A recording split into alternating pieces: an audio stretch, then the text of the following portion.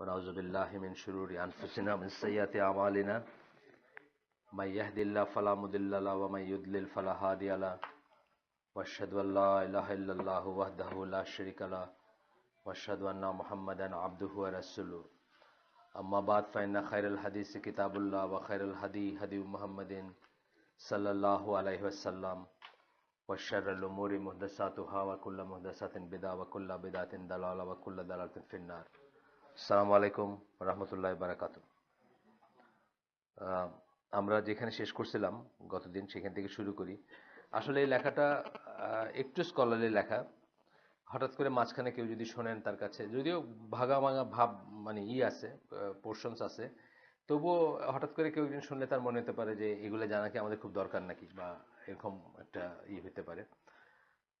তো যাই হোক, আমরা পড়তেছিলাম যে তাকলিদ তাকলিদ নিষেধ করে বা তাকলিদকে ডিসকারেজ করে বা তাকলিদকে সমালোচনা করে বা বিরোধিতা করে, তাকলিদকে বিরোধিতা করেও আহলে সুন্নাত জামা তাকলিদকে বিরোধিতা করলেও জেনারেল সেন্সে তাকলিদ পছন্দ করেন আহলে সুন্নাত জামা। কিন্তু কখনোই মানে তাকলিদ করলেই কাউকে ডিসবিলিভার বা কাফের মনে করে না আহলে সুন্নাত জামা। তার কারণ আমরা গতদিন বললাম, তার কারণ হচ্ছে তাকলিদ করা মানেই তাকলিদ ইটসেলফ কুফর না। তাকলিদ কথার মানে কি? এভিডেন্স ছাড়া, দলিল ছাড়া কারো অনুসরণ করা। এটা আমরা পড়ছি আগেই বলছি, এখানে কারোর জন্য এটা ফরজ বা ওয়াজিবও হইতে পারে কোনো একটা সিচুয়েশনে, কারোর জন্য এটা মুবাহ হইতে পারে, কারোর জন্য এটা হারাম হইতে পারে, ডিপেন্ডিং অন আপনি কি সিচুয়েশনে কার তাকলিদ করতেছেন তার উপর ডিপেন্ড করে। আর আমরা এস্টাবলিশ করছি যে কতগুলো জিনিসকে তাকলিদ বলাই যাবে না। একটা হচ্ছে যে আল্লাহ রসুল সাল্লাহ সাল্লামের অন্ধ অনুকরণ বা অনুসরণ, এটাকে তাকলিদ বলাই যাবে না বা এটাকে ব্লেম ওয়ার্দি কিছু মনে করাই যাবে না। আরেকটা আমরা পড়ছি যে ইজমা যেটাকে বলে, এই উম্মার বা আহলে সুন্নাত জামার মুজতাহিদ আলেমরা যার উপর এগ্রি করছেন যে জিনিসের উপর, সেটার যদি আপনি দলিল ভেরিফাই না করেও ফলো করেন তাহলেও এটাকে তাকলিদ বলা যাবে না। কারণ এটা একটা আল্লাহ রসুলের যেমন একটা আল্লাহ প্রদত্ত অথরিটি আছে, এই উম্মার বিশ্বাসীদের সকল বিশ্বাসী যদি এগ্রি করেন, সকল মুজতাহিদ আলেম যদি এগ্রি করেন, সেটারও একটা অথরিটি আছে, এস্টাবলিশড অথরিটি। আমরা কোরআন থেকে এবং সুন্নাহ থেকে পাই। গতদিন আমরা এগুলো আলাপ করছি। সেটাকেও তাকলিদ বা দোষণীয় তাকলিদ মনে করা যাবে না। তারপরে আসলো যে একজন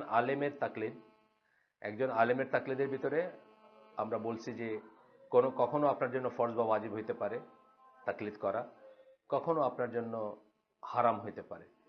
উদাহরণ দিছি আমরা যে যে লোক ধরেন খাগড়াছড়ির গ্রামে জন্ম, সে বাংলা লিখতে পড়তে বলতে জানে না, সে ইসলামে দাখিল হলো বা ইসলামে আসলো, সে তখন কি করবে?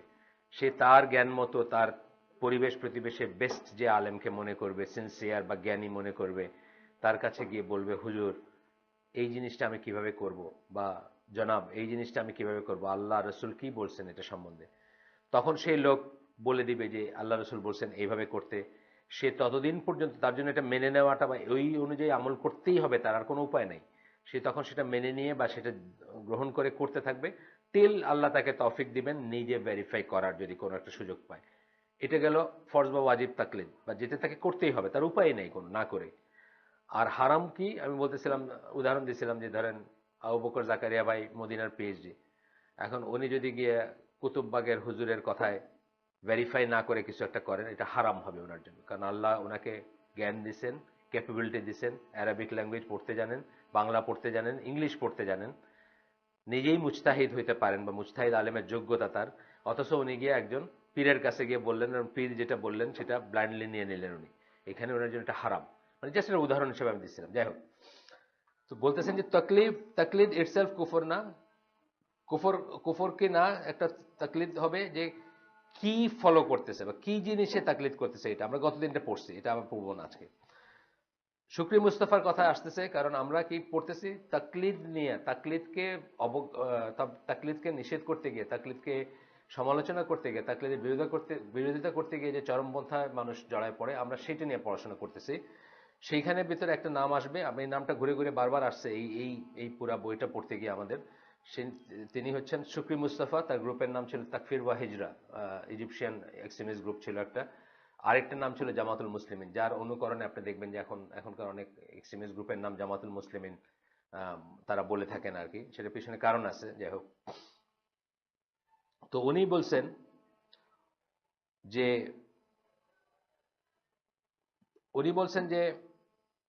ওনার এক্স্যাক্ট এটা আমি পড়ি একটু।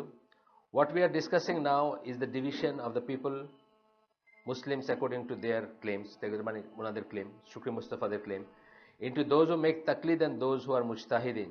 The one who makes taqlid among them, মানে মুসলিমদের ভিতরে, is the one who blindly follows the mujtahid and takes from him fiqh issues. He accepts his ruling in fiqh issues in totality without asking him for any evidence.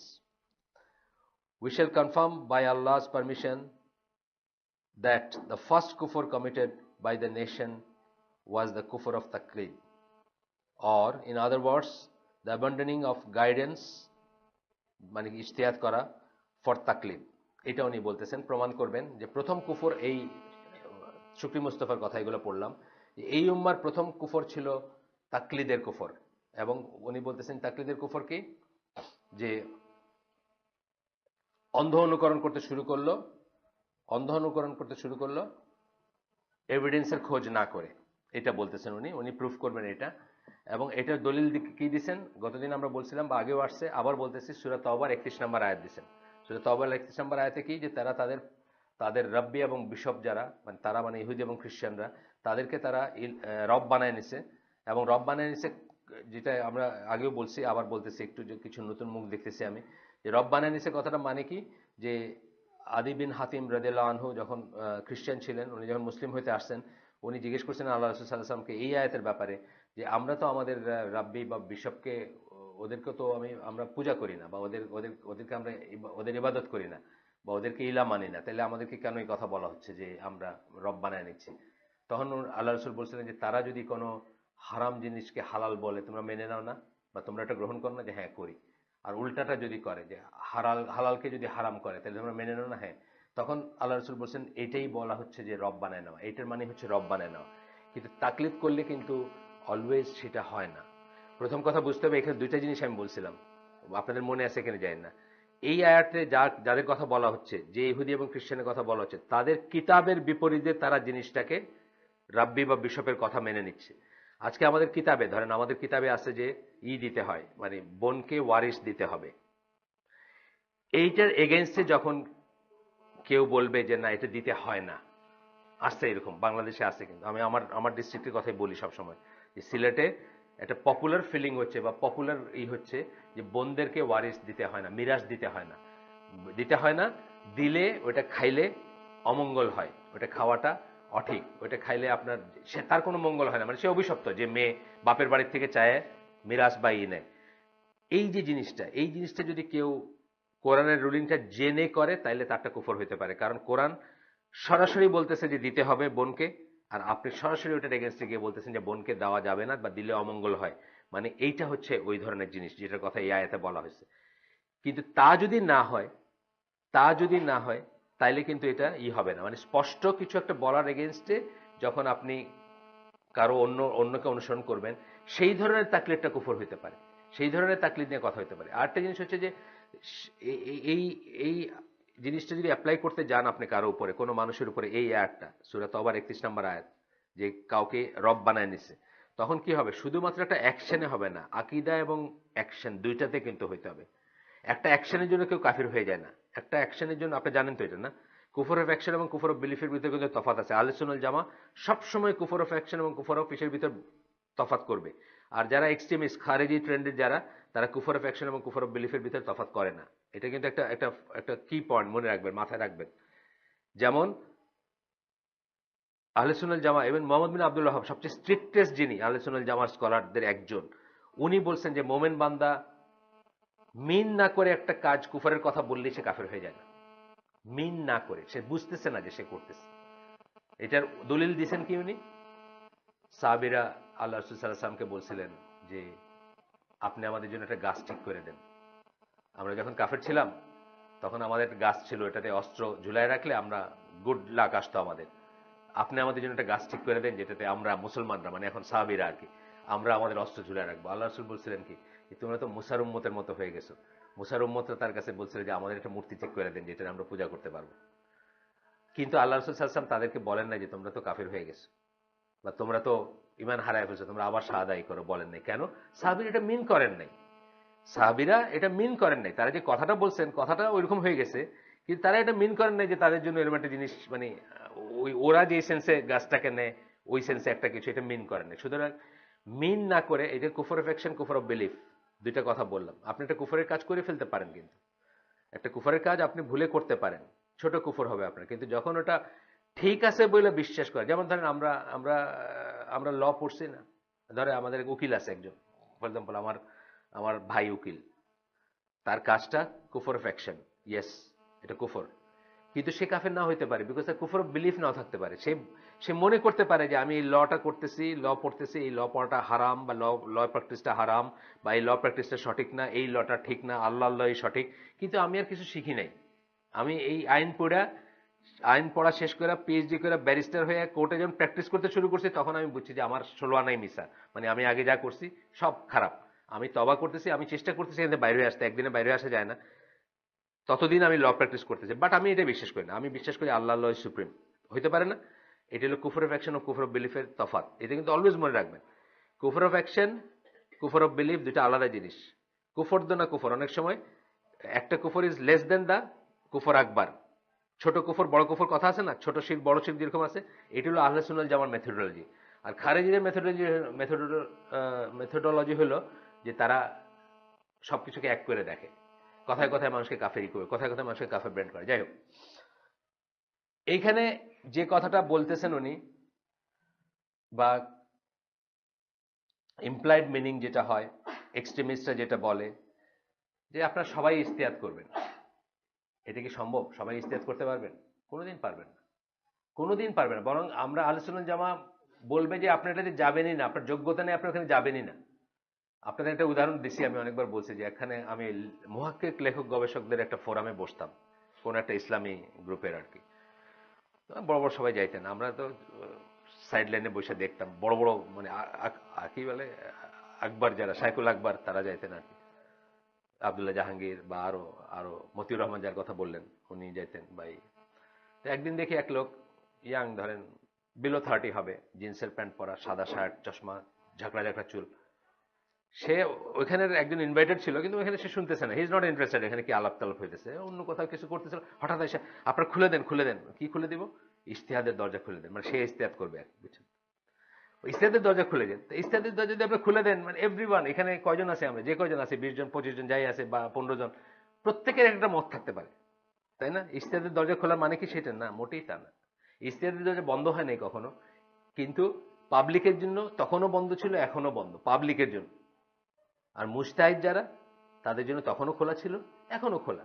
আল্লাহ রাসূল কি সব সাহাবীকে বলছেন নাকি যে তোমার যেটা মনে হয় এটা করো? সব সাহাবী বলেন নাই। কাকে বলছেন? মানে এক একজনের ব্যাপারে এক একজনকে বলছেন না যে কোরআনের কথা হলো এর কাছে যাও, এটা হলো এর কাছে যাও, এটা হলো এর কাছে যাও। কেন বলছেন?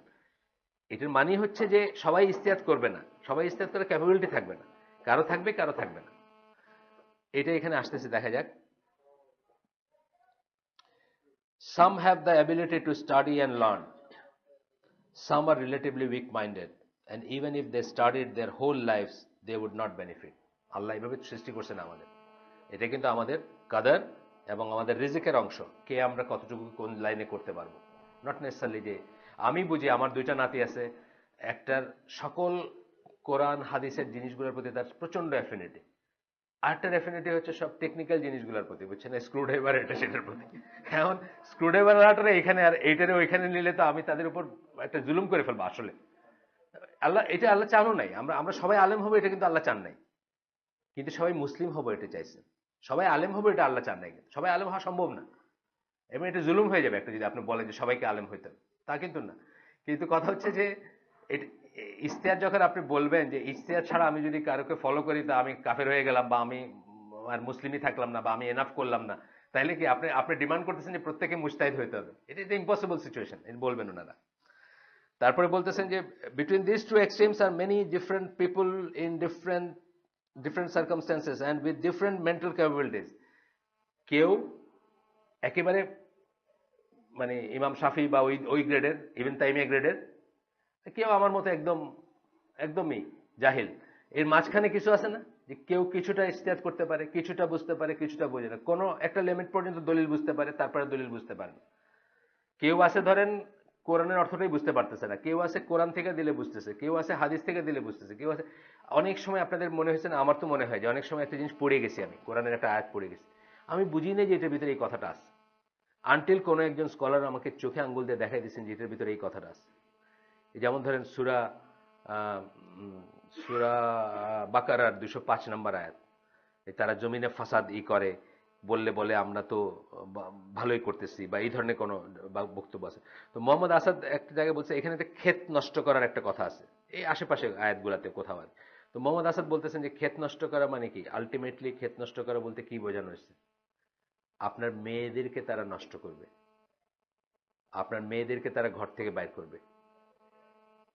এই উম্মার মেয়ে ক্ষেত, মানে এই উম্মার যদি ফসল ধরেন আপনার কারা, অনাগত মুসলিম যারা, তারা তাদেরকে তাদের ক্ষেত হিসাবে চিহ্নিত করা হয়েছে মায়েদের।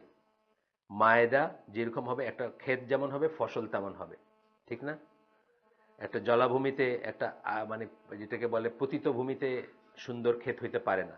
ধুতরা গাছে ধুতরার ফলই ধরে, আপেল গাছে বা কুল গাছে কুলের কুল ধরবে, তাই না? তাহলে ক্ষেত নষ্ট করা বলতে তার মেয়েদেরকে নষ্ট করা বোঝাইছেন। মেয়েদেরকে নষ্ট করা কি দিয়ে? ফাহিশা দিয়ে, ঘর থেকে বের করা, নির্লজ্জ করা, ইত্যাদি ইত্যাদি ইত্যাদি।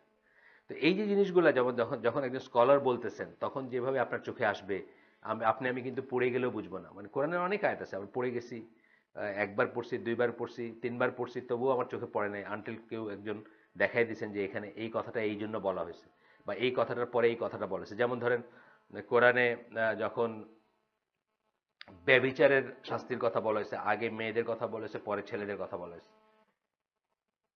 চুরির শাস্তির কথা যখন বলা হয়েছে, আগে ছেলেদের কথা বলেছে, পরে মেয়েদের কথা বলা হয়েছে। এই যে প্লেসমেন্টটা, এটার পিছনে যে উইজডম আছে, আমি এনামুল হক তো 10 বার পড়লেও বুঝতাম না। কিন্তু যখন কেউ দেখাই দিচ্ছেন যে কেন এটা করা হয়েছে, যে চুরির ব্যাপারটাতে মানে ওয়ার্ল্ড ওয়াইড ছেলেরা হচ্ছে মেইন প্রপোনেন্ট, এই জন্য তাদেরকে আগে শাস্তির কথা বলেছে, পরে মেয়েদের। আর জিনার ব্যাপারে হচ্ছে মেয়েরা হচ্ছে মেইন প্রপোনেন্ট, মানে জিনা অরিজিনেট হয় মেয়েদের থেকে। তো ওই স্কলার যার লেখাতে আমি এই জিনিসটা পড়ছি, মুস্তাফা মাহমুদ বোধ ওনার নাম, ইজিপশিয়ান একজন স্কলার। ওনার স্কলার মানে উনি আগেই ছিলেন, কমিউনিস্ট টাইপের ছিলেন, পরে আল্লাহর পথে আসছেন। ওনার একটা বই আছে খুব সুন্দর, আপনার চান্স পেলে পড়েন। এখানে হয়তো ফটোকপি আছে, dialogue with an atheist. Dialogue with an atheist, যারা এথিস্ট ফ্রেন্ড ট্রেন্ড আছে যাদের, তাদেরকে দেওয়ার জন্য খুব সুন্দর বই। তো এই বইটাতে উনি এই পয়েন্টটা নিয়ে আসছেন। তো বলতেছেন যে জিনার শাস্তিতে কেন মেয়ের কথা আগে বলা হয়েছে, কারণ জিনা মানে রেপ না, কিন্তু জিনা মানে আন্ডারস্ট্যান্ডিং এ যে ব্যবচার, সেটা। একটা মেয়ে যখন আয়নার সামনে দাঁড়ায় প্রথম চুলে চিরুনি লাগাইতেছে, তখনই she knows she is going for it, কারণ তার কনসেন্ট ছাড়া তো জিনা সম্ভব না। এইখানে তার ভূমিকাটা না থাকলে জিনা সংগঠিত হইতো না, এই জন্য তার কথাটা আগে আসছে শাস্তির ব্যাপার। এই যে ব্যাপারটা কোরআনের, এই যে ফাইনার ব্যাপারগুলা বা এগুলো আপনি আমি পড়ে যাব, 10 বার পড়বো, আমাদের চোখে পড়বে না, কিন্তু একজন স্কলার একবার পড়লে তার চোখে পড়বে। যারা ফিক বের করে নিয়ে আসেন, তাদের এটা দেখেন আপনি, যে কিভাবে তারা একটা পয়েন্টকে একটা পয়েন্ট থেকে কিভাবে বলতেছেন যে এটা এই জন্য এরকম, এটা এই জন্য এরকম। আপনি অবাক হয়ে যাবেন যে কিভাবে একটা একটা ওই একটা আয়াত আমি বলি, কালকে বলছি যে একটা আয়াত নিয়ে একটা হালাকা করি আমি, সাধারণত একটা আয়াত নিয়ে একটা হালাকা, সেটা সূরা নিসার 59 নম্বর আয়াত, যেটা যেখানে আল্লাহ বলছেন যে আল্লাহর আনুগত্য করা এবং রাসূলের আনুগত্য করা এবং উলিল আমরের, এবং তোমরা যদি কোনো ব্যাপারে ডিফার করো তাহলে আল্লাহ রসুলের কাছে নিয়ে যাও। এই যে আয়াতটা আপনি দেখবেন যে কত ফিক বাইর হয়ে আসছে একটা আয়াত থেকে। কিন্তু আপনি আমি যখন পড়ে যাবো, একটা আয়াত পড়লাম আর কি, তাই না ব্যাপারটা? তো এই সূরা ফাতিহার কথা আপনি ধরেন, সূরা ফাতিহার বোধহয় 60 ঘন্টার একটা তফসির আছে আমার কাছে, 60 ঘন্টা হবে আর কি হিসাব করলে, হয়তো যারা বোঝের একটা তফসির আছে, মানে অডিও আছে, কেউ চাইলে নিয়ে যেতে পারেন, হয়তো 60 ঘন্টা শুধু সূরা ফাতিহার। আপনি অবাক হয়ে যাবেন দেখলে, মানে কি কি পয়েন্ট সব বাইরে আসতেছে। কিন্তু আমরা তো 17 বার পড়ি দিনে, তারপরে কি আমি কোনদিন রিয়েলাইজ করি যে আমি কি পড়তেছি? এটা ঠিক আছে, এটা আল্লাহ এভাবে বানিয়েছেন, দোষের কিছু নাই। আল্লাহ এভাবে বানিয়েছেন, এবং এই জন্যই সবাই মুজতাহিদ হবে না। সবাইকে মুজতাহিদ হওয়ার ক্লেম করাটা একটা জুলুম। Those who do not know, কেন বলছেন? For that reason Allah commanded, এই জন্য আল্লাহ বলছেন those who do not know to ask those who do know. Allah বলে দিচ্ছেন যে যারা জানো না, তারা যারা জানে তাদেরকে জিজ্ঞেস করো। এই কারণেই বলে দিচ্ছেন, মানে তাকলিদের, জায়েজ তাকলিদের একটা বেসিস কোরআনেই দেওয়া হয়েছে। এটা আমরা আগেও পড়ছি, আবারও পড়তেছি। সূরা নাহল 16 নম্বর সূরা 43 নম্বর আয়াত, আস্ক দ্য পিপল অফ জিকির। জিকির মানে একটা জিকির মানে একটা হলো রিমাইন্ডার, স্মরণ করা আর কি, যেটা স্মরণ করায় দেয় সেটা জিকির। কোরআনের একটা নাম জিকির, জানেন তো, কোরআনের একটা নাম জিকির। আজ দ্য পিপল অফ দ্য জিকির if you do not know, যদি না জানো তাহলে যারা জানে তাদেরকে জিজ্ঞেস করো, যারা এটার এক্সপার্ট তাদেরকে জিজ্ঞেস করো, যারা এটার ইভেন সাহাবীদেরকে বলছেন না, ইবনে আব্বাসের কথা বলছেন না, আল্লাহ রাসূল ইবনে আব্বাসকে তফসিরের জন্য করে গেছেন, যে তফসিরের ব্যাপারে সে তাকে ওনাকে রিকমেন্ড করে গেছেন যে he would be the mufassir of this ummah. সুতরাং ওমর রাদিয়াল্লাহু আনহুর মতো সিনিয়র মুসলিম, ইবনে আব্বাসের মতো একেবারে গাদা বাচ্চা মুসলিমকেও জিজ্ঞেস করতেন কিছু একটা করার আগে যে এটা কেমন, তুমি কি মনে করো, তুমি কি ভাবো, তাই না? মানে এইটাই ডিফারেন্সটা আমি বলতেছি, যে ওমর রাদিয়াল্লাহু আনহু সারা দুনিয়া চালাতে পারছেন, কিন্তু দিনের একটা ব্যাপারে উনি ইবনে আব্বাসকে জিজ্ঞেস করছেন। এই ব্যাপারটা আমি বলতেছি যে এটা থাকবে, এটা এটা এটা এটাকে আমরা চাইলেই অ্যাভয়েড করতে পারবো না। আরো একটা আয়াত আসতেছে, সূরা তওবার 122 নম্বর আয়াত। এই আয়াতটা কেন ইম্পর্টেন্ট কেউ জানেন নাকি? এই আয়াতটা একটা বিশেষ সিগনিফিকেন্স আছে। আয়াতটা আমি পড়ি, মানে ইংলিশটা পড়ি। সবাই একসাথে জিহাদে যাবেন না, মনে পড়ে আয়াতটা? এরকম একটা আয়াত, not should the believers all go forth together, সবাই একসাথে যাবেন না। If a contingent from every expedition remained behind, they could devote themselves to studies in religion and admonish the people. মানে দিন শিক্ষার জন্য একটা গ্রুপ, দিন শিক্ষাকারী একটা গ্রুপ, আলেমদের একটা গ্রুপ, যারা কোরআন নিয়ে পড়াশোনা করবে, ফিরে আসলে মানুষকে অ্যাডমনিশ করতে পারবে, সমাজের দিনের এইটা বজায় রাখতে পারবে, তারা পেছনে থেকে যাবে, বা তারা সবাই যাবে না। এই আয়াতটাকে অনেক বড় স্কলার দলিল হিসাবে ব্যবহার করেন যে আর কোনোদিন সকল মুসলিমের জন্য জিহাদ ওয়াজিব হবে না বা ফরজ হবে না, সকল মুসলিমের জন্য হবে না। এই আয়াতটা নিষেধ করতেছে যে সবাই একসাথে যাবেন না, এবং কোরআন শিক্ষা বা দিন শিক্ষার জিনিসটা আলেমদের জন্য জিহাদে যাওয়ার চেয়ে বেশি ইম্পর্টেন্ট, ওইটাকে বাঁচায় রাখা, ওইটাকে টিকায় রাখা। এই আয়াতটা সেই জন্য ইম্পর্টেন্ট। যাই হোক, আমরা সেখানে যাচ্ছি না, আমরা এটা আমাদের বিষয় না আজকের। কিন্তু এখানে যেটা দেখব, কি বলছেন, this command came after stating the impossibility of all believers going out. এই কথাগুলো আসছে প্রথমে, আগের কথাটাও আগে আসছে, ওই যে নর শুড দ্য বিলিভার্স, সবাই একসাথে যাবেন না। তারপরে কি হয়েছে, তারপর বলছেন the practice of the early scholars of this nation from the time of companions and afterwards was in accord with this command. এই কমান্ড তারপরে দিয়ে তারা এই কমান্ডটা মেনে চলতেন। This the one with lesser knowledge would ask the scholar on an issue that occurred and he would give him verdict with text that he knew from the Quran and সুন্নাহ। এটা হচ্ছে স্ট্যান্ডার্ড প্র্যাকটিস, যে যে কম জানবে সে করবে। এবং দলিলের ব্যাপারেও আমরা পড়বো একটু পরে, দলিলের ব্যাপারেও যে দলিল বুঝবে না তার কাছে দলিল মেনশন করার কোনো দরকার নেই। আবার সব জনের দলিল আপনার মেনশন করা, যেমন আপনি আমাকে এখন যদি বলেন যে, আপনি যদি এখন আমাকে বলেন যে নামাজ যে 5 ওয়াক্ত, এটা দলিল, আপনার আমি বললাম, আপনি বললেন যে কতগুলো এস্টাবলিশ জিনিস আছে না, সেটা দলিল আপনার পকেটে নিয়ে ঘুরেন না, বা দলিলটা অনেক বড়, আপনি একটা হালাকায় বসছেন, আপনাকে যদি আমি যত কটা কথা বলি প্রত্যেকটা কথা যদি দলিল জিজ্ঞেস করেন, আমি কি দিয়ে শেষ করতে পারবো? প্রত্যেকটা কথা দেওয়া কি মাস্ট? আমি যে বলতে সূরা ফাতিহা আপনি 17 বার পড়বেন, আপনি বললেন কোথায় লেখা আছে 17 বার পড়বো? মানে প্রত্যেক রাকাতে সূরা ফাতিহা, তা I have to go from অনেক পিছন থেকে শুরু করতে হবে, তাই না? তাহলে দলিল চাবেন, জানতে চাবেন, কিন্তু not as a way of বাগড়া দেওয়া, বা not as a way of dispute, not as a way of ঝগড়া করা। এবং দলিল বোঝার আপনার অ্যাবিলিটি থাকতে হবে।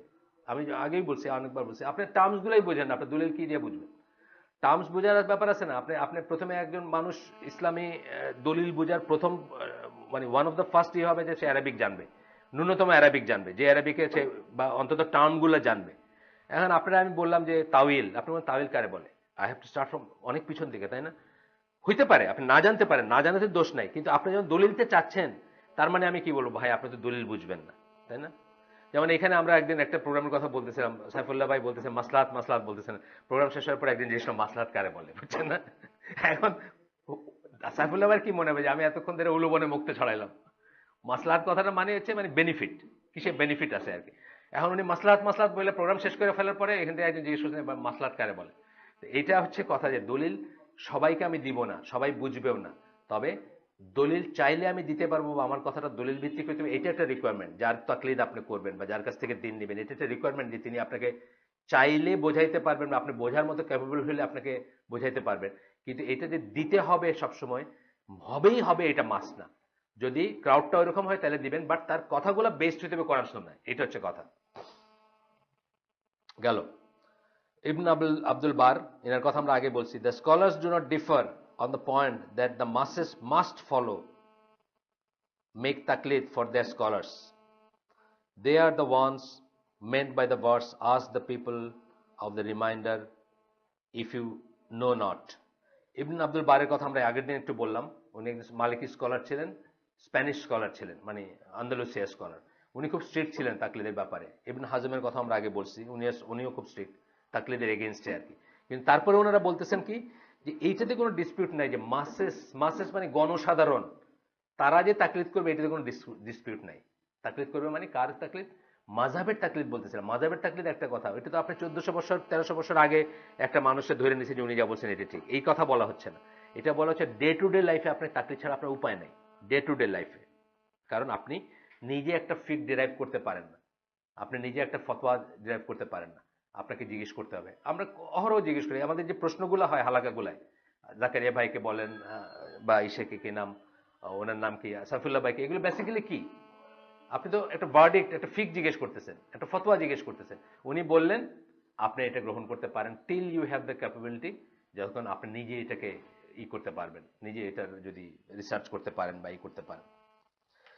আচ্ছা, এরপরে হলো ইবনে আব্দুল বারি একটা আর জায়গায় বলতেছেন, this is directed to non লেমেন।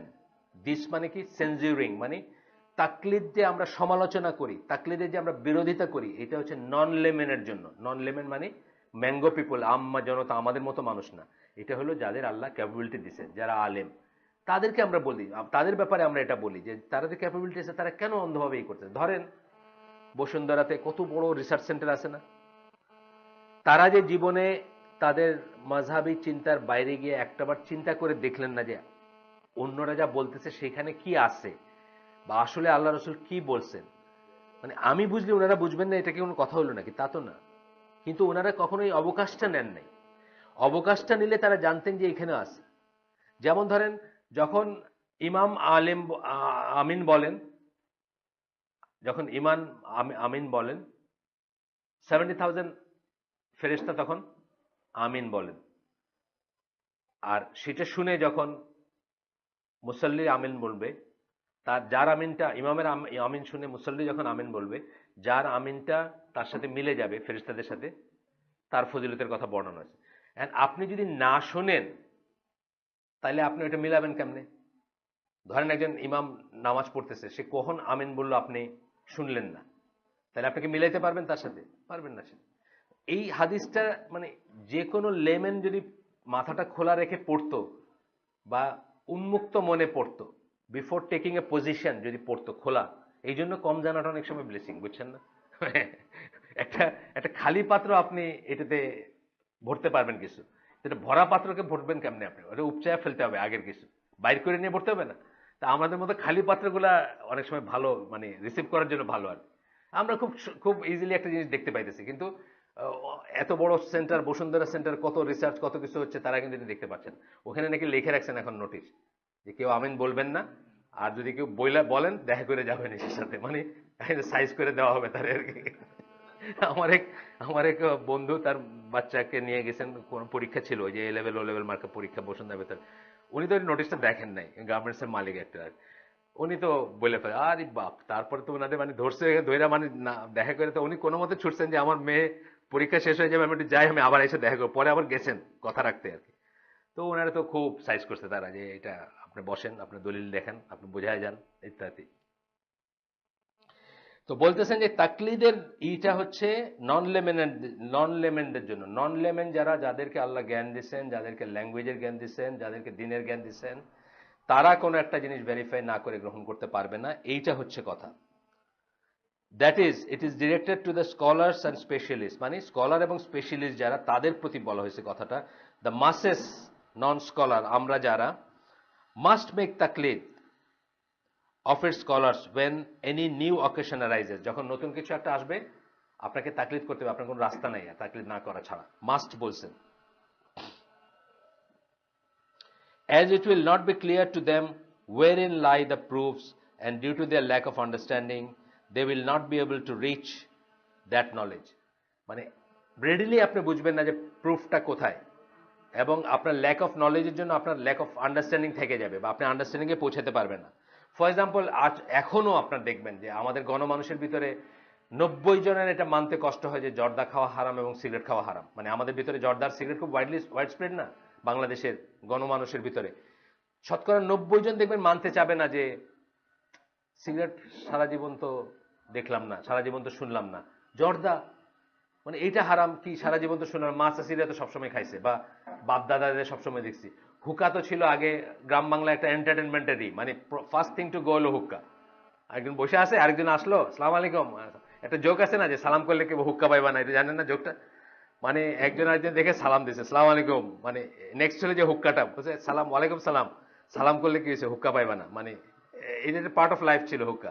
এখন যখন আপনি বলতেছেন যে না হুক্কা হারাম, আকাশ থেকে পড়তেই পারে সে, কারণ সে ওই নলেজটা তার জন্য অ্যাক্সেসিবল না যেটার বেসিসে, এবং ইট উইল টেক টাইম। আপনার প্রথম তার নিয়ে বসতে হবে, বসে তারা কিয়াস কারে বুঝাইতে হবে, তারপরে বুঝাইতে হবে যে কিয়াস মানে একটা জিনিস থেকে আরেকটা জিনিসের উপর যে আমরা অ্যানালজি যেটাকে বলি, শরীয়তের ফোর্থ যেটা, মানে তিনটা হচ্ছে কোরআন সুন্নাহ ইজমা, আর ফোর্থটা হচ্ছে কিয়াস। তো কিয়াস যে কিভাবে আসে এটা প্রথমে তারা বুঝাইতে হবে না। একটা হারাম কি সে ততদিন চালায় যাবে নাকি? না, সে তার যে আলেমকে মানে সে বললেন যে ও তুমি সিগারেট খাও না, সিগারেট কিন্তু হারাম, তার তাৎক্ষণিক তাকে ওটা আমল করা উচিত। এন্ড দেন সে সময় নিয়ে জ্ঞান অর্জন করে সে বুঝুক নিজে, সেটা অন্য জিনিস, সে বুঝ দেখ নিজেকে, তাই না ব্যাপারটা? এরকম আরো অনেক জিনিস আছে যেটা মানে মানে একজন, আমি আমার নিজেরই উদাহরণ দিই একটা, যে আমি বলি প্রায়ই বলি এই ঘটনাটা, যে দুবাইতে আমার ফ্রেন্ড আমাকে সালাতের জন্য নিয়ে গেছে। আমার জাহাজ গেছে, সে দুবাইতে থাকে, সে গাড়ি নিয়ে আসছে, আমাকে নিয়ে বাইরে গেছে। পথে জুমার নামাজ ওর জন্য ওয়াজিব, আমার জন্য ওয়াজিব না, যদিও আমি মুসাফির, কিন্তু আমি ঢুকছি ওই মসজিদে, খুতবা হচ্ছে। তো আমি বাঙালি মানুষ, বাঙালি খুতবায় অভ্যস্ত, আমি ওখানে বসে গেছি। ও দেখি 2 রাকাত নামাজ পড়লো, পড়ে বসলো, বাইরে হয়ে আমার খুব ঝাড়ি, তুই ওটা বসে গেলি কেন, তোর তোর 2 রাকাত নামাজ পড়ে বসা দরকার ছিল না। আমি বললাম খুতবার সময় তো নামাজ পড়া হারাম। বল না, রাসূল সাল্লাল্লাহু আলাইহি ওয়াসাল্লাম খুতবা থামাইয়া বলছেন সাহাবীকে যে তুমি 2 রাকাত নামাজ পড়ে বসো। তো আমি বললাম এটা দলিল আছে? হ্যাঁ আছে। আচ্ছা, ও তো আমাকে ওই মুহূর্তে দলিল দিতে পারে নাই, কিন্তু আমি জানি সে এই কথাটা বলবে না, ভুল বলবে না। ওইটা পেন্ডিং রেখে আমি কিন্তু জিনিসটা তাৎক্ষণিকভাবে মাইনে নিচ্ছি, এবং আমি পরে ভেরিফাই করে দেখছি যে হ্যাঁ এটা আছে। হইল না তাহলে? মানে এটা তো আমার ফ্রেন্ড, সে তো আর আলেম না, কিন্তু একজন আলেম যখন বলবেন মোর সো, কিন্তু উনি যখন বললেন যে সিগারেট হারাম, উনি যখন বললেন যে জর্দা হারাম, আপনাকে প্রাথমিকভাবে কি হবে, আপনি লেমেন হিসেবে সেটা মেনে নেবেন, and then you can look for দলিল। দলিলের জন্য আপনি দেখবেন, খুঁজবেন, দলিল খুঁজবেন, ঠিক আছে, দোষ নাই সেটাতে। এটাই বলতেছেন, this is because knowledge is of different levels. জ্ঞানের ডিফারেন্ট লেভেল হয়। যেমন ওইটাও তো জ্ঞান থেকে আমি পাইছি, যে খুতবার সময় কথা বললো না, জ্ঞান থেকে পাইছি না? ওটা ঠিক আছে কথা, খুতবার সময় কোনো কাজ করবা না, খুতবার সময় সকল কাজ করা হারাম, এটাও আমি জ্ঞান থেকেই পাইছি, এক ধরনের জ্ঞান থেকে পাইছি। কিন্তু জ্ঞানের ডিফারেন্ট লেভেল আছে। কিন্তু আমি এই এক্সেপশনটা জানতাম না যে বসা যাবে না খুতবার সময় এসে, না বসে 2 রাকাত না, এটা আরেকটা উপরের লেভেলের জ্ঞান, তাই না? জ্ঞানের লেভেল আছে অনেক। এখন আমি সেই লেভেলটা অ্যাচিভ করতে নাও পারতে পারি, বা নাও থাকতে পারে আমার, কিন্তু আমার কখন কি করতে হবে, স্টপ গ্যাপ হিসাবে ওটাকে মেনে নিতে হবে। তো এইটাই বলতেছেন যে জ্ঞানের ডিফারেন্ট লেভেল আছে। One cannot reach its higher levels until one attains the lower levels. Lower level যদি আপনি পার না হন, তাহলে হায়ার লেভেলে পৌঁছাতে পারবেন না। যেমন আপনি যদি কিয়াসের মিনিং না বোঝেন, তা আপনার আমি সিগারেট হারাম বললে আপনি তর্কই করবেন আমার সাথে। কিন্তু যখন আপনি কিয়াসের মিনিং বুঝবেন এবং কিয়াসটা একটা ভ্যালিডি জানবেন, তখন আপনি যাবেন ও আচ্ছা, যা কিছু মানুষকে হত্যা করে বা নফসকে হত্যা করে সেটা ইসলামে হারাম। নফসকে হত্যা করে, সিগারেট কিলস, এটা কিন্তু একটা স্লোগান, সিগারেট নফসকে হত্যা করে, তাহলে সিগারেট হারাম। ইভেন তো আল্লাহ রসুল নিজে বলে যান নাই যে, সিগারেট জিনিসটার নাম দিয়ে বলে যান নাই, সিগারেটের নাম তখন ছিল না, যে সিগারেট হারাম এটা বলে যান নাই, কিন্তু ওই ইটা আমরা এটার উপর সুপার ইম্পোজ করবো, অ্যানালজিটাকে করবো। সুতরাং তখন আপনি বললেন ও আচ্ছা তাহলে ঠিক আছে। কিন্তু এইটা বুঝাইতে গেলে আপনার সময় লাগবে না একটা, ততক্ষণ পর্যন্ত কি আপনি হারাম চালাই যাবেন নাকি? না, ততক্ষণ পর্যন্ত ওই যে মুস্তাহিদ আলিম যদি হন, আপনি তার কথাটা মেনে নিয়ে আপনি সেটা করবেন, পেন্ডিং দ্য প্রুফ। এই হলো কথা। This is in fact the barrier between the মাসেস and seeking the proof. মাসেস আপনার আমার মতো মানুষ, আর সিকিং দ্য প্রুফ মানে প্রুফ খুঁজবো, এর ভিতর ব্যারিয়ার কি, আমাদের প্রুফ বোঝার মতো, প্রুফ খোঁজার মতো যোগ্যতাটাও নাই। ঠিক না কথাটা? এই জন্য আলবানিকে কোন একটা লেকচারে বা কিছুতে আমি দেখছি যে আলবানিকে জিজ্ঞেস করছে যে দলিল, তুমি দলিল বুঝবা? স্ট্রেট ওয়ে হি কোয়েশ্চেন, তুমি দলিল বুঝবা? ও তো থতমত খেয়ে গেছে। আলবানির মতো একজন স্কলারের দলিল জিজ্ঞেস করে, আর দলিল বুঝবা, উনি তো শুরু করবেন ওই যে দরকার হইলে মানে 14th সেঞ্চুরির সনদ বলে দিবেন তারে একটা হাদিস বলতে গিয়ে, তুমি বুঝবা এটার মানে কি। এটা হচ্ছে কথা। এরকম একজন আরেকজন স্কলার যিনি খুব স্ট্রিক্ট ছিলেন তাকলিদের এগেইনস্টে, উনি কি বলতেছেন দেখেন। ইবন হাজম, ওনার নাম জানেন নিশ্চয়ই আপনারা। উনি ছিলেন জাহেরি স্কুল বলে। জাহেরি স্কুল মানে একটা কোরআনের আয়াত বা একটা কথায় যা অ্যাপিয়ার করবে ওটা উনি মনে করবেন, মানে লিটারালিস্ট বলি আমরা যেটাকে ইংরেজিতে। যা অ্যাপিয়ার করবে তাই, মানে কোনো খুঁজতে যাবেন না, মানে কোনো একটা মানে ব্যাখ্যা ট্যাখ্যা খুঁজতে যাবেন না। যদিও ওরা এই স্কুলটাকে আলোচনা জামা মানে সঠিক মনে করে না, ওইভাবে সঠিক মনে করে না, মানে 100% সঠিক মনে করে না, কিন্তু কতগুলা ব্যাপারে আবার এই স্কুলটার ইটা খুব সাবস্টেন্সিয়াল। যেমন ধরেন আল্লাহর যে সিফাতগুলা আমার বুঝে আসে না, বুঝে আসে না, আমার উচিত কি যা আল্লাহ বলছেন তাই তা বলা এবং তার বাইরে না যাওয়া, তার বাইরে এক্সপ্লেন করতে চেষ্টা না করা। যেমন আল্লাহ বলছেন এভরিথিং পাসেস অ্যাওয়ে বা passes by except the face of Allah, everything perishes, সূরা রহমানের আয়াত।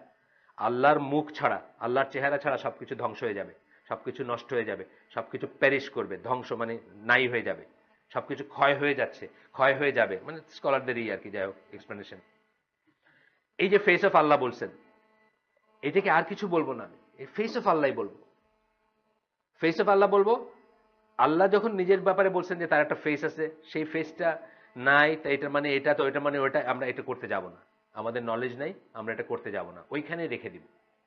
বুঝছেন না? তো এই জাহেরি টেন্ডেন্সির লাভটা কিন্তু এইখানে আসে। কিন্তু আবার কিছু জিনিসের বেলা গিয়া মানে যেখানে আল্লাহ নিজেই একটা অ্যানালজি দিচ্ছেন, একটা দিয়ে একটা জিনিস বোঝাইছেন, সেইখানে যদি আমরা মনে করি যে লিটারালি বলছেন, তখন কিন্তু আমরা একটা জায়গায় গিয়ে আটকায় যাব। যেমন সূরা ইসরাতে একটা আয়াত আছে যে পৃথিবীতে যারা অন্ধ, 68 নাম্বার বা 60 সামথিং, পৃথিবীতে যারা অন্ধ থাকবে তাদেরকে আল্লাহ কিয়ামতের দিন অন্ধ করে রেস করবেন। এটার মানে কি আব্দুল আজিজ বিন বাজ পৃথিবীতে অন্ধ ছিলেন, ওনারা ওই দিন অন্ধ করে উঠাবেন? তা না। এটা হলো পৃথিবীতে যারা আল্লাহর দিন দেখে নাই, আল্লাহর দেওয়া আলো দেখে নাই। আল্লাহর আলো কি? কোরআন।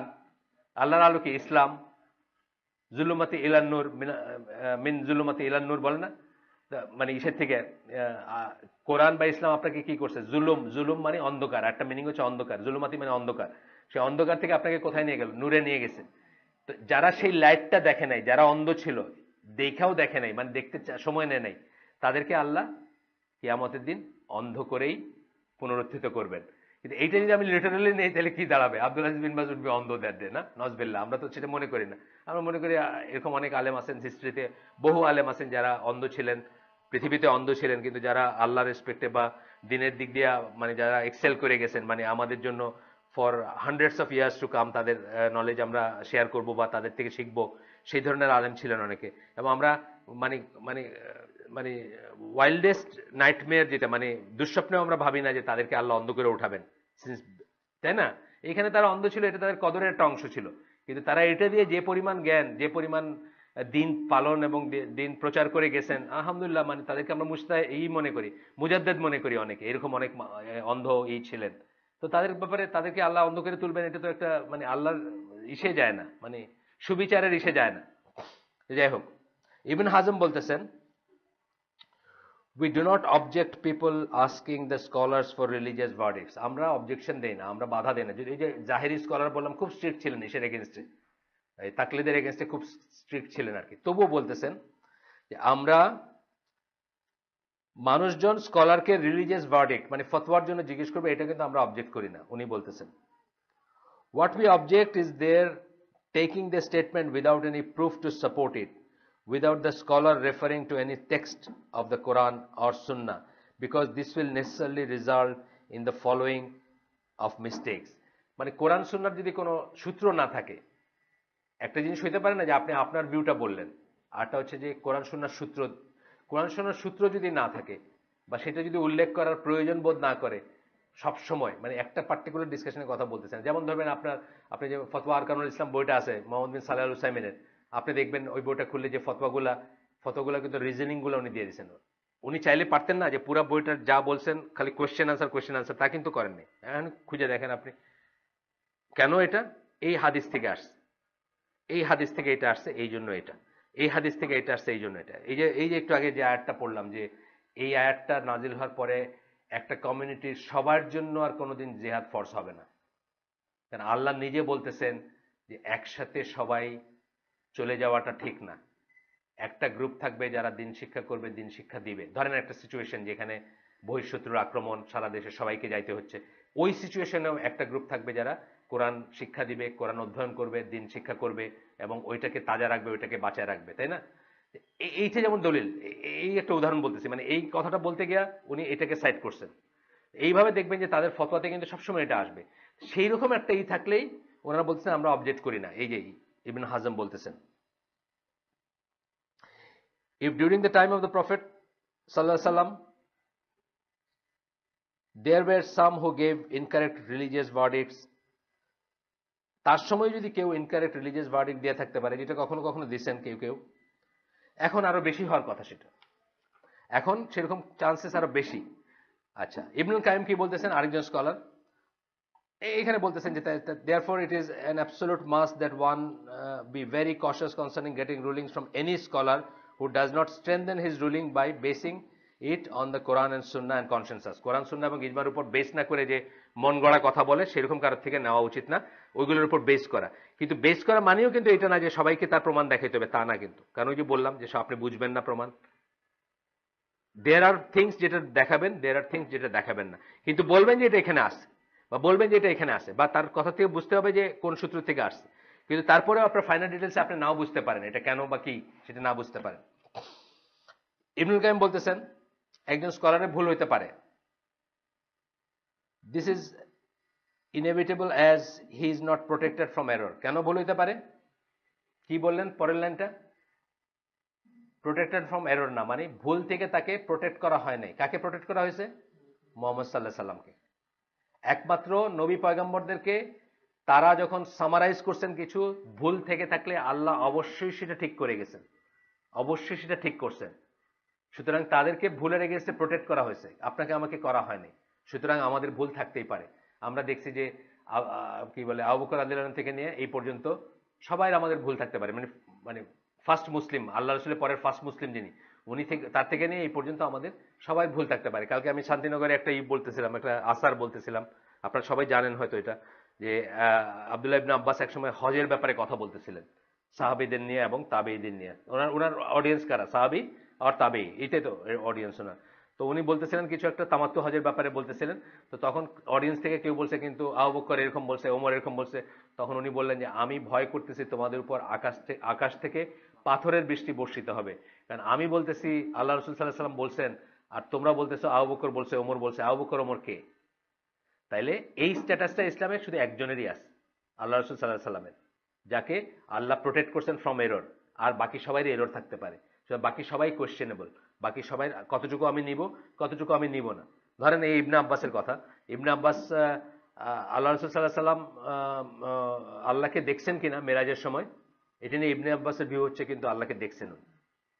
বাকি সব বড় স্কলার ইনক্লুডিং আয়েশা রাদিয়াল্লাহু আনহা মনে করেন আল্লাহকে দেখেন নাই, আল্লাহ রাসূল সাল্লাল্লাহু আলাইহি ওয়াসাল্লাম আল্লাহকে দেখেন নাই। এটাই মেজরিটি, মানে এটাই ভ্যালিড এবং এটাই মেজরিটি। তো ইবনে আব্বাস ভুল করছেন না? ইবনে আব্বাসও তো ভুল করছে।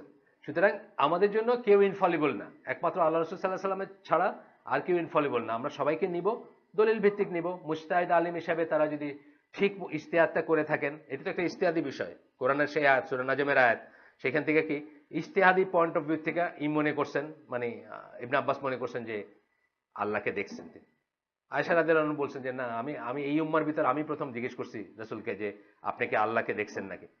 তখন উনি বলছেন যে how can I see Allah because Allah is light, মানে একটা আছে হাদিসে। যাই হোক, আমি এক্সাক্ট টেক্সটটা বলতেছিলাম, আমি যে সামারিটা বললাম আপনাদের। সো এই উম্মার সকল বড় স্কলার মনে করেন যে আল্লাহ রাসূল সাল্লাল্লাহু আলাইহি ওয়াসাল্লাম আল্লাহকে মানে মানব চক্ষু যেটা, সেটা দিয়ে দেখেন নাই। ঠিক আছে, চোখ দিয়ে দেখা যেটা সেটা দেখেন নাই, বা মেরাজের সময় দেখেন নাই। কিন্তু ইবনে আব্বাস তো ভুল করছেন, উনি তো মনে করছেন। কিন্তু তাই বলে কি আমরা সমালোচনা করবেন না? উনি মুজতাহিদ ছিলেন, ওনার ইজতিহাদ থেকে উনি যে কনক্লুশনে গেছেন, এটা যদি ভুলও হয়ে থাকে উনি একটা রিওয়ার্ড পাবেন, আর কারেক্ট হয়ে থাকলে কেন রিওয়ার্ড পাবেন? উনি যে চেষ্টা করছেন সেই জন্য। আর কারেক্ট হয়ে থাকলে দুইটা রিওয়ার্ড পাবেন। এটা হচ্ছে আমাদের আহলে সুন্নাত জামাত পজিশন উইথ রিগার্ড টু আপনার যারা মুজতাহিদ আলেম, যারা রুলিং ডেরাইভ করতে পারেন তাদের ব্যাপারে। It is therefore not permissible to accept everything that he says and raise his statements to the status of the one who is protected from error. তাইলে সে যা বলবে তার সবকিছুকে নেওয়াটা পারমিটেড না, কারণ সবকিছুকে ব্লাইন্ডলি যদি আমি নিই যা বলবে তা, তাহলে তাকে কোন পজিশনে নিয়ে গেলাম আমি?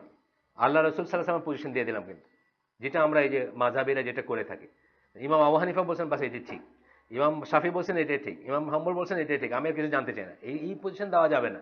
এই পজিশন শুধুমাত্র আল্লাহ রসুল সাল্লাল্লাহু আলাইহি ওয়াসাল্লামের আছে। আর বাকিদের ব্যাপারে তাদের যতটুকু শুদ্ধ সেটুকু আমরা নিব। যদি আমরা কখনো টের পাই যে এই জিনিসটা তুমি ঠিক করেন নাই বা শুদ্ধ করেন নাই বা ওনার ইস্তিহাদটা ঠিক ছিল না, আমরা উইথ ডিউ রেসপেক্ট ওটাকে অ্যাভয়েড করে যাব। উইথ ডিউ রেসপেক্ট কেন বললাম? এটার জন্য তাদেরকে আমরা ভিলিফাই করবো না, তাদের সমালোচনা করবো না।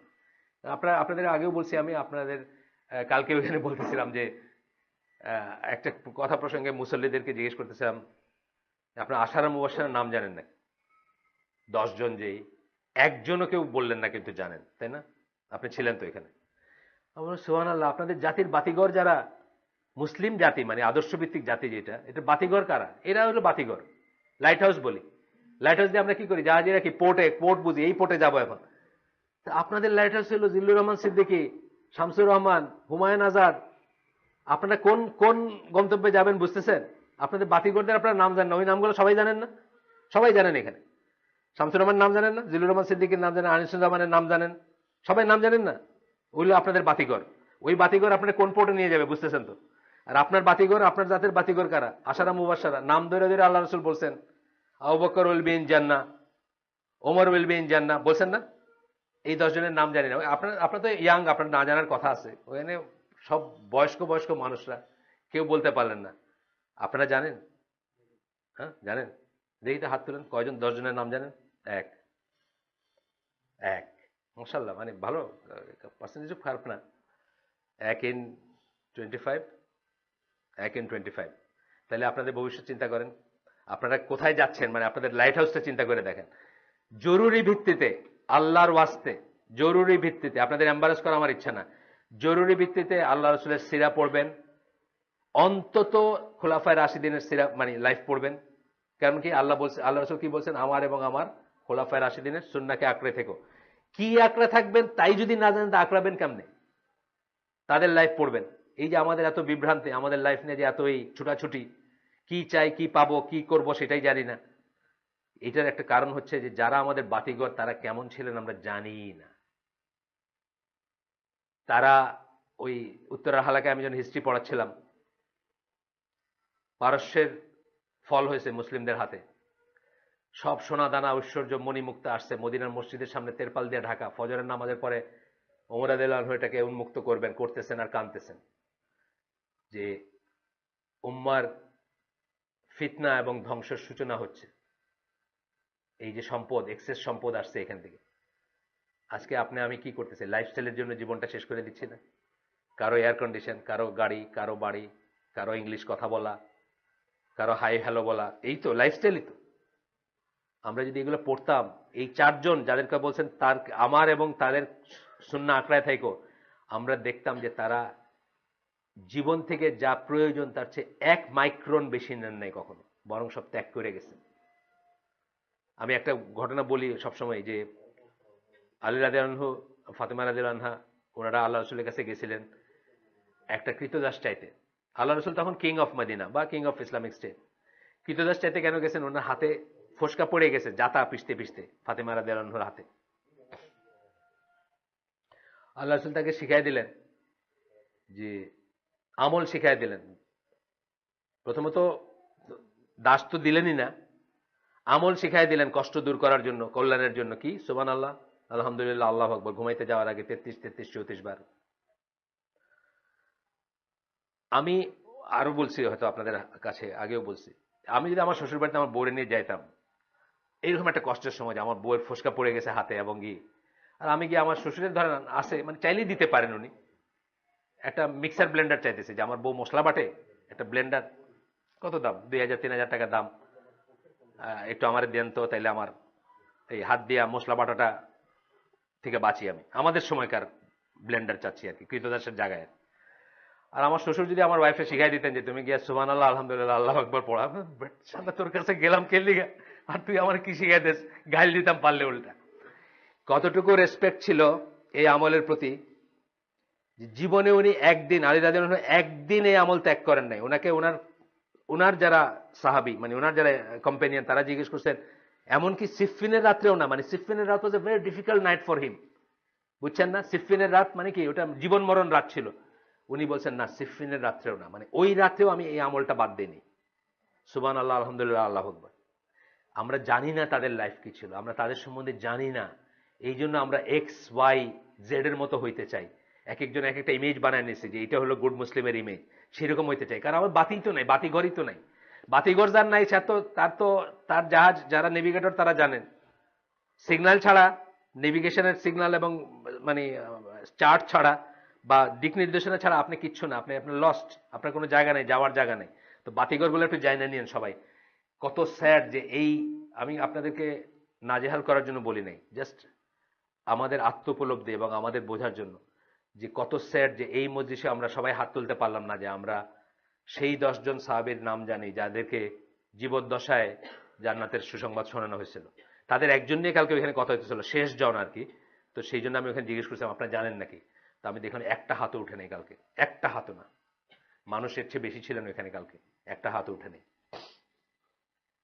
আসেন তারপরে কি বলতেছেন, this is what every scholar on the face of earth censures, মানে কোন একজন মানুষকে তাকলিদ করতে করতে, অন্ধ অনুসরণ করতে করতে আল্লাহ রসুলের পর্যায়ে নিয়ে যাওয়া বা প্রোটেক্টেড কারো পর্যায়ে নিয়ে যাওয়াটাকে যে কোনো স্কলার দুনিয়ার বিরোধিতা করবে।